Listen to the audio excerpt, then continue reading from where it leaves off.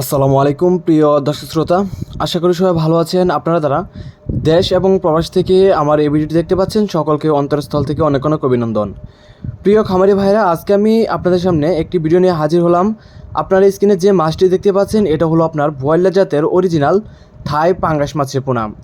ইনশাল্লাহ আজকে আমি আপনাদের সামনে আলোচনা করব আপনারা কীভাবে থাই পাঙ্গাস মাছের পোনা সংগ্রহ করবেন, বড় জাতের বুট থেকে উৎপাদন করা, এমনকি আপনার এই মাছটি কীভাবে চাষ করবেন সে সম্পর্কে আজকে আমি আপনাদের সামনে কিছু গুরুত্বপূর্ণ টপিক নিয়ে আলোচনা করব। তার আগে বলে নিচ্ছি, আপনারা যারা আমার চ্যানেল নতুন মেম্বার তারা এখনই সাবস্ক্রাইব করে নেন, কেননা মাছ চাষ সম্পর্কিত বিস্তারিত জানতে সবার আগে যেন আপনার আপডেটটি সবার আগে আপনার কাছে চলে আসে। কারণ মাছ চাষ খুবই জনপ্রিয় একটি পেশা।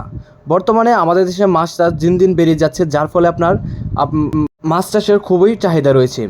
তো প্রিয় খামারি ভাইরা, আপনার স্ক্রিনে যে মাছটি দেখতে পাচ্ছেন থাই পাঙ্গাস মাছের পোনা, এগুলোর বর্তমানে সাইজ রয়েছে আমাদের হ্যাচারিতে আপনার 2 ইঞ্চি 3 ইঞ্চি এমনকি 2000-3000 কেজি পর্যন্ত আমাদের হ্যাচারিতে সাইজ রয়েছে।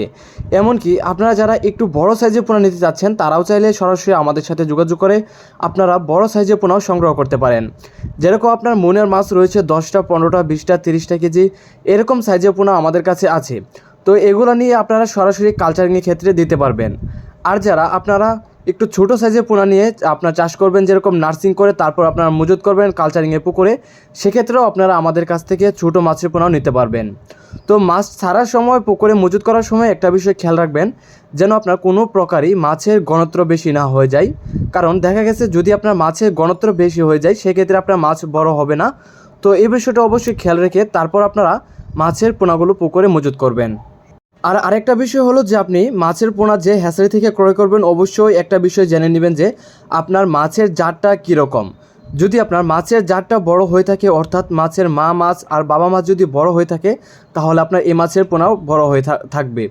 তো এই বিষয়টা অবশ্যই খেয়াল করে তারপর আপনার যে হ্যাচারি থেকে মাছের পোনা ক্রয় করবেন আপনারা বুঝে শুনে মাছের পোনাগুলো ক্রয় করবেন।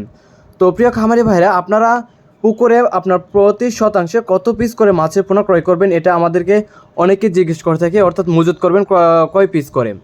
তো আপনারা প্রতি শতাংশে আপনারা যদি অন্যান্য মাছ থাকে তাহলে আপনার 200 পিস দিতে হবে, আর যদি অন্যান্য মাছ না থাকে তাহলে 200 থেকে 250 পিস আপনার প্রতি শতাংশ দিতে পারবেন। আপনারা চাইলে এই থাই পাঙ্গাস মাছের সাথে আপনার কিছু কাপজাতীয় মাছ অথবা মৃগেল মাছ অথবা অন্য কিছু কাপজাতীয় মাছের পোনা দিতে পারেন। এতে করে দেখা গেছে আপনার আপনার পুকুরে আপনার কোনো গ্যাস হবে না, বা আপনার কাপজাতীয় মাছের পোনাগুলো আপনার গ্যাস দূরকরণে আপনার সক্ষম হয়ে থাকে। তো আপনারা চাইলে কিছু কাপজাতীয় মাছের পোনাগুলো পুকুরে আপনার দিতে পারেন। তো প্রিয় খামারি ভাইরা, আপনারা যারা অরিজিনাল ভালো মানের থাই পাঙ্গাস মাছের পোনা নিতে চাচ্ছেন তারা চাইলে এখনই আপনারা আমাদের ভিডিও স্ক্রিনে থাকা নাম্বারে অর্ডার করতে পারেন। আমরা আমাদের হ্যাচারি থেকে সারা বাংলাদেশে মাছের পোনাগুলো হোম ডেলিভারি দিয়ে থাকি।